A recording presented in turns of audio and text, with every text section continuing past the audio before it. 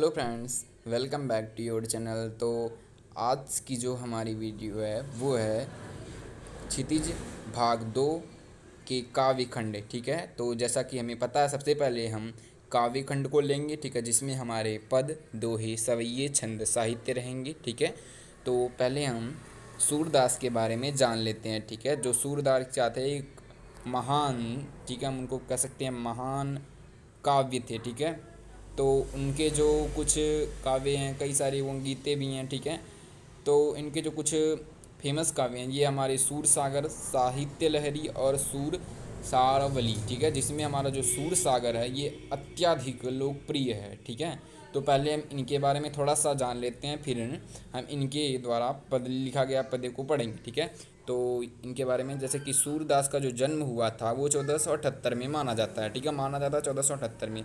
तो एक मान्यता के अनुसार उनका जो जन्म हुआ था वो मथुरा, ठीक है, मथुरा दिल्ली के आगे थोड़ा, तो मथुरा के निकट रुनकता या रेणुका क्षेत्र में हुआ था। जबकि जो दूसरी मान्यता के अनुसार, ठीक है, उनका जन्म जो है ये दिल्ली के पास से ही माना जाता है। ठीक है, वो महाप्रभु वल्लभाचार्य के शिष्य सूरदास थे। सूरदास अष्टछाप के कवियों में सर्वाधिक प्रसिद्ध थे। ठीक है, तो वो किसके शिष्य थे? वल्लभाचार्य के। ठीक है, वो बहुत बड़े आचार्य थे, तो उनके शिष्य सूरदास थे। ठीक है, और अष्टछाप के कवियों में सर्वाधिक प्रसिद्ध हैं। ठीक है, वे मथुरा और वृंदावन के बीच गऊ घाट पर रहते थे, गऊ घाट पर रहते थे और श्रीनाथ के मंदिर में भजन कीर्तन किया करते थे। ठीक है, ये उनके बारे में कुछ बताया जा रहा है। ठीक है, तो सन 1583 में उनका पारसौली में उनका निधन हो गया। ठीक है, यानी कि उनकी मृत्यु हो गई। ठीक है, उनके 3 जो ग्रंथ हैं ये अत्यधिक लोकप्रिय हैं। ठीक है, फेमस हैं। तो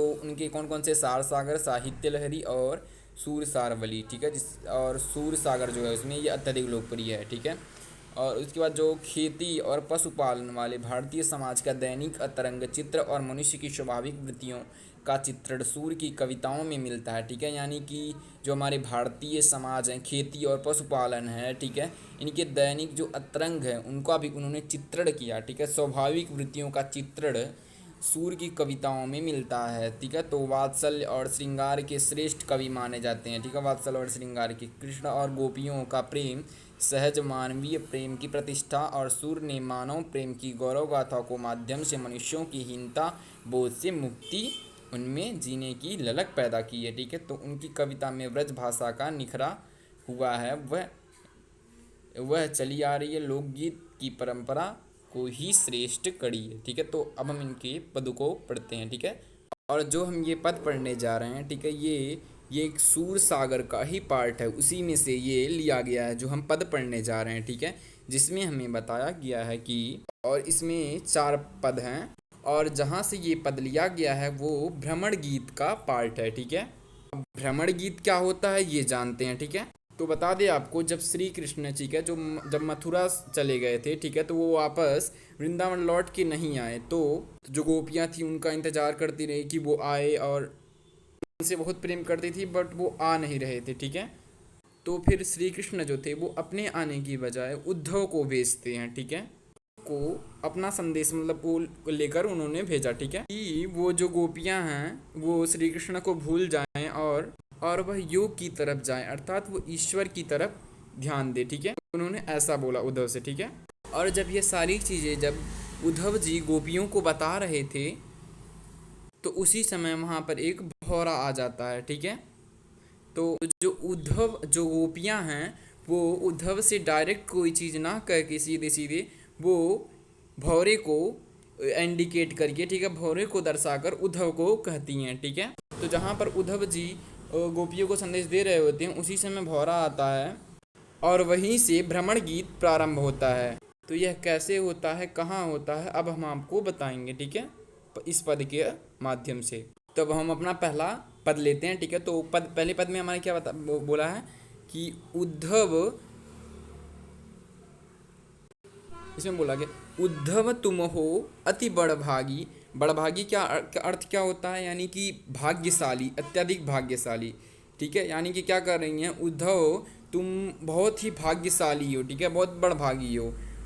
अपरस रहता स्नेह तगाते नहीं मन अनुरागी। ठीक है, तो ये किस लिए बोला जा रहा है, ये व्यंग्य कसा जा रहा है, ठीक है। यानी कि उनको ये नहीं सही से नहीं बोला जा रहा है कि वो बहुत ही भाग्यशाली है, उनको व्यंग्य किया जा रहा है, ठीक है, व्यंग्य कसा जा रहा है।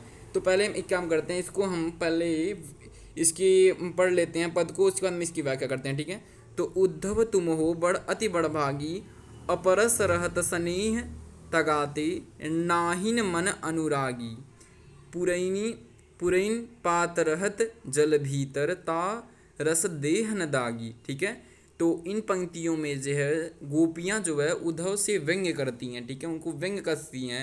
तो वे क्या कहती हैं कि वे कहती हैं कि तुम बहुत ही भाग्यशाली हो, ठीक है, व्यंग्य करती हैं उनका कि तुम बहुत ही भाग्यशाली हो कि जो तुम कृष्ण के पास रहकर भी, ठीक है, यानी कि अपरस रहत स्नेह तगाते, नहीं न मन अनुरागी, ठीक है, यानी कृष्ण के पास भी रहकर उनके प्रेम और स्नेह से वंचित हो, ठीक है। तो उनके उनके पास तुम रहकर भी उनके प्रेम और स्नेह से वंचित हो, ठीक है। और उसके बाद क्या करेंगे हम तीसरे पार्ट में कि पुरैन पात रहत जल भीतर, ठीक है, यानी कि पुरैन मतलब तुम कमल कमल, ठीक है। जैसे कि अब यहाँ उदाहरण दे रही हैं, ठीक है, उदाहरण दे रही हैं वो जो उद्धव को कमल से का उदाहरण दे रही हैं, कमल से मतलब कंपेयर कर रही हैं कि तुम जो है तुम कमल के उस पत्ते के समान हो, ठीक है, पुरैन पात रहत उस भीतर, तुम कमल के उस पत्ते के समान हो जो रहता तो जल में है, ठीक है, तारस देह न दागी, ठीक है, रहता तो वह जल में है परंतु जल में डूबने से वह बचा रहता है, ठीक है। आप देखेंगे, आप कमल के पत्ते को लेंगे, अगर उस पर एक भी बूंद डालेंगे पानी तो देखिए कभी भी उस पर पानी रुकता नहीं है, ठीक है। तो वो उसी प्रकार बता रही हैं कि तुम तो बड़े ही भाग्यशाली हो, ठीक है, और तुम उनके पास रहकर भी उनके स्नेह को से वंचित हो, स्नेह को उनकी नहीं पा सकते, ठीक है। तुम जैसे कि हमारा जो कमल होता है, कमल पानी के अंदर रहता है, तालाब के अंदर रहता है, तो उसके ऊपर जल रह नहीं पाता, ठीक है, टैग नहीं पाता, तो ठीक है, तो तुम ऐसे ही हो, मतलब जल में रहकर उनके भवसागर में रहकर भी कृष्ण के तुम उनसे वंचित हो, ठीक है। देन अब हम सेकंड पैरे को पढ़ते हैं, ठीक है। तो इसमें क्या है, इसमें कहा गया है ज्यों जल माही तेल गी गागरी, बूद न ताको लागी, ठीक है, प्रीति नदी में पाऊ न वोस्तो, दृष्टि न रूप परागी, सूरदास अवता हम भोरी, पूर छाटी ज्यो पागी, ठीक है। तो इसमें क्या बताया सर, इसमें इसकी व्याख्या करते हैं। तो जिस प्रकार जो तेल होता है, ठीक है, तेल कोई भी तेल, तो तेल की गगरी को जल में भिगोने पर, ठीक है, जल में भिगोने पर भी उस पर पानी की एक बूंद भी नहीं ठहर पाती, ठीक है। तो मान लीजिए तेल में अगर कोई गगरी है तेल से लिपी, ठीक है, तो उसको पानी में डालेंगे तो उस पर पानी टिक नहीं पाएगी, मतलब उस पर नहीं पानी रुकेगी, ठीक है। ठीक उसी प्रकार जो है, ठीक है, तुम भी श्री कृष्ण रूपी प्रेम की नदी के साथ रहते हुए भी उसमें स्नान करने की बात तो दूर, तुम भी श्री कृष्ण प्रेम की एक छोटी सी भी छींट भी नहीं पड़ी, ठीक है। तो इसमें क्या कर रही है, ज्यों जलमाह तेल की गगरी, ठीक है, जैसे कि जो तेल की गगरी रहती है, ठीक है, बूंद न ताको तागी, जिस तरह वो बूंद उसके ऊपर एक भी टिक नहीं सकता, रह नहीं सकता, उसी प्रकार तुम उनके पास रहकर भी, ठीक है, उनके भवसागर रूपी मतलब जो नदी है, तो उसमें उसका तुम पे एक छींटा भी नहीं पड़ा, ठीक है, इस नहीं पड़ता है, ठीक है। उसके बाद तुमने कभी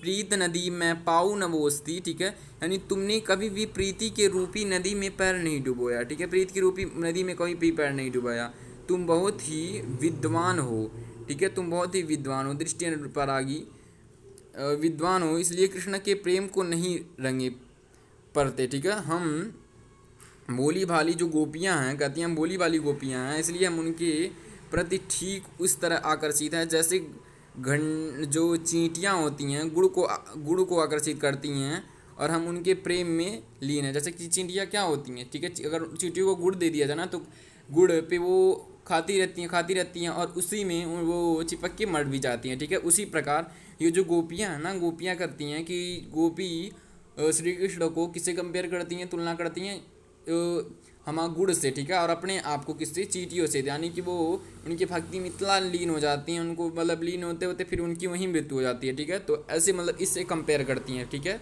तो ठीक है, इस पैरे को मैंने पढ़ लिया, अब हम देखते हैं अगले पैरे को, ठीक है। ठीक है, तो इसके बाद हमारा क्या है, मन की मन ही माँझ रही, कही जाई कौन मैं ऊधी न उधो नहीं परत कही अवधि आसार आस आवन की तन मन विदा सही। ठीक है, तो इन पंक्तियों में क्या करेंगे, इन पंक्तियों में गोपियाँ जी हैं, वो गोपियाँ हैं उद्धव से क्या कहती हैं कि उनकी मन की बात जो है वो मन में ही रह गई। ठीक है, मन ही माँझ रही। ठीक है, उनकी बात जो है मन में ही रह गई। वे कृष्ण से, ठीक है, वे कृष्ण जी से बहुत कुछ कहना चाहती थी। ठीक है, परंतु अब वे नहीं कह पाएंगी। क्यों नहीं कह पाएंगी? वे जो है उद्धव को अपने संदेश देने को उचित नहीं समझती। ठीक है, उचित नहीं समझती और कहती हैं कि उन्हें बातें सिर्फ कृष्ण से कहनी है, किसी और को कहकर संदेश नहीं भेज सकती। ठीक है, वो कहती हैं उद्धव से, किसके माध्यम से? भौरी के माध्यम से। ठीक है, तो वे कहती हैं कि इतने समय श्री कृष्ण लौट कर आने की आशा को हम आधार मानकर तन मन हर प्रकार के विरह की ये व्यथा सह रही हैं, ये सोच कर कि वे आएंगे और हमारे दुख को दूर करेंगे। ठीक है, तो ये हमारा पहला पद समाप्त होता है। अब हम दूसरे पद को, ठीक है, दूसरे हमारा जो पार्ट होता है पद को, उसको हम पढ़ते हैं। ठीक है, तो इसको हम अगली वीडियो में पढ़ते हैं। तो thank you watching this video. ठीक है।